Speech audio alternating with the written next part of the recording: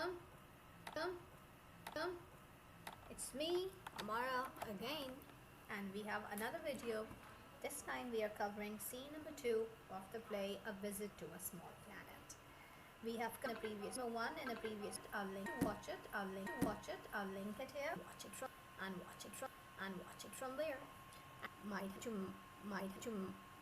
me in the comment section, or you can ask them to me on any email or anything that you want to reach out to me.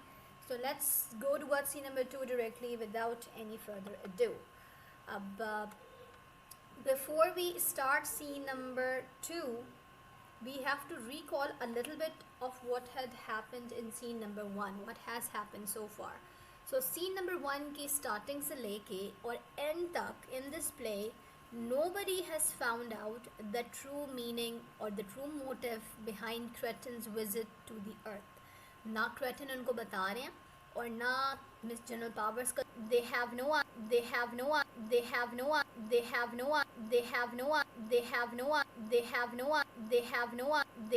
answer. So अब scene number 1 की जो setting थी, this was the living room, लेकिन scene number 1 के and में general powers had asked Spalding कि अब वो उनके लाइब्रेरी को या उनके स्टडी रूम को यूज़ करना चाहते हैं. As you can see this is exactly how we are beginning. यानी कि सीन नंबर 2 में जो हमारी सेटिंग है, it has now change from the living room which was in scene number 1 to the study, जो कहाँ पे सीन नंबर 2 हमारा पूरा का पूरा कंप्लीट होगा.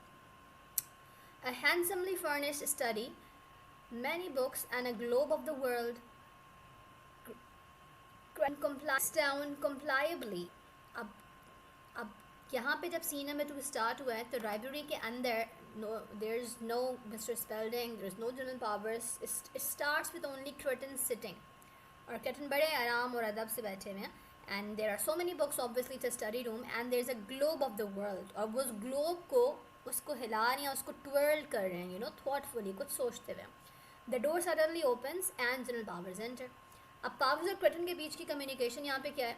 Powers, because he has no answer and it's his only job कि वो find out करें कि who is this alien, where did he come from, what's his motive. That's why he's getting more and more anxious and angry. तो वो आके पहले सवाल ये कहते हैं कि are you deliberately trying to confuse me? क्या तुम जानबूझ के मुझे confuse करो, deliberate जानबूझ के कर रहे हो? कैटन बोलते हैं बिल्कुल नहीं, बिल्कुल ऐसा नहीं कर रहा मैं. पावर्स बोलते हैं we have gone over and over for 2 hours, 2 घंटे हो चुके हैं लिटरली इन लोगों को, and they still haven't got the answer. एक ही चीज़ बताई है सिर्फ क्रेटिन ने, और वो ये है कि मैं किसी और सोलर सिस्टम से आया हूँ. तो क्रेटिन यहाँ पे इनको करेक्ट करता है, बोलता है कि यू कैन से कि अनदर डायमेंशन, ये करेक्ट वर्ड होगा. तो पावर्स बोलते हैं ठीक है भाई, in another dimension you have come here as what, as a tourist. Tourist का मतलब होता है कि तुम एक सैयाह के तौर पर आए हो. एक टूरिस्ट क्या करता है, वो एंटरटेन होता है, चीज़ों को देखता है, एंजॉय करता है, चला जाता है. तो क्रेटिन बोलते हैं अप टू अ पॉइंट, किसी हद तक वाकई मैं टूरिस्ट के तौर पे ही आया हूँ, लेकिन व्हाट डिड यू एक्सपेक्ट, क्या एक्सपेक्ट कर रहे हैं आप कि मैं क्यों आया हूँ यहाँ.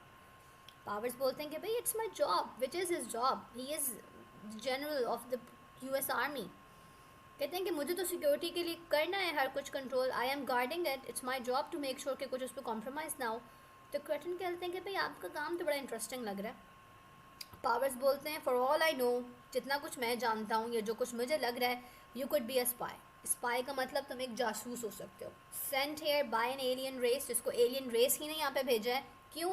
ताकि तुम इन्वेजन से पहले प्रिपरेशन कर सको. इन्वेजन का मतलब जनरल पावर्स को ये खौफ है कि कोई एलियन रेस है जो कि USA के ऊपर हमला करना चाहती है, एंड क्रेटिन is here to make military observation, to reconnoiter, ताकि इनका इन्वेजन जो है वो बिल्कुल ज़बरदस्त तरीके से हो और कोई उससे बच ना सके. ठीक है. तो क्रेटिन बड़े मज़े का आंसर दे रहा है, none of my people would dream of invading you. मेरे प्लानट से कोई भी इतना शौक़ नहीं है कि वो आपके आके प्लानट को इन्वेट करे, किसी का भी ये शौक़ नहीं है. तो पावर्स ऑब्वियसली पूछते हैं कि हम इसको सच कैसे मानने भाई. क्रेटिन बोलते हैं ना मानो. So I suggest you believe me, लेकिन कहते हैं कि मैं आपको सजेस्ट ये करूँगा कि आप मुझे बिलीव करें, क्योंकि मैं आपको वार्न कर रहा हूँ. I can tell what's inside. Again वही बात क्रेटिन दोबारा से मेंशन करता है कि he can tell what goes inside the mind. और पावर्स बोलते हैं अच्छा, तो माइंड रीडर भी हो. पावर्स कभी भी यकीन नहीं आ रहा. क्रेटिन बोलते हैं I don't really read it, बल्कि आई हेयर इट. और यहाँ पे बच्चे अक्सर मिस्टेक करते हैं, क्योंकि MCQs में आता है कि what can creatine do,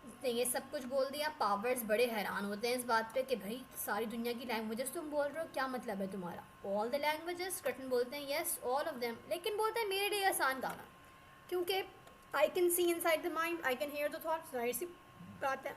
powers बोलते हैं अच्छा भाई, स्पीकिंग ऑफ व्हाट्स इनसाइड, भी तुमने इनसाइड की बात की, तो हमें भी तुम्हारी शिप के इनसाइड क्या है ये पता करना।